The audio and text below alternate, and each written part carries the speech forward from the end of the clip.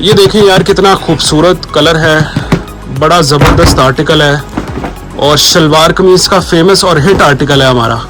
1020 article का number है। इसमें मैंने आपको 2-3 दिन पहले ग्रे कलर भी दिखाया था, बड़ा खूबसूरत सिल्वर ग्रे।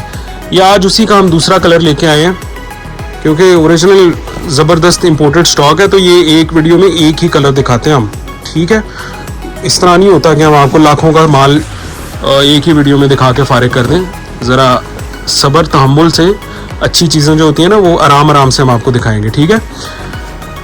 ओरिजिनल स्टॉक है इंपोर्टेड के अंदर और ये है कैरेमल कलर, ना ये कैमल कलर है ना ये गोल्डन कलर है, ये है कैरेमल कलर। कैरेमल खाने की चीज़ होती है, आपको पता ही होगा, आप बड़े शौक से खाते हैं, अक्सर ये चॉकलेट्स वगैरह में डलती है। वो जो कलर है ना ये वो है कैरेमल कलर है ये। अच्छा, अब आपने करना क्या है, आपने इसका 5 मीटर खरीद लिया।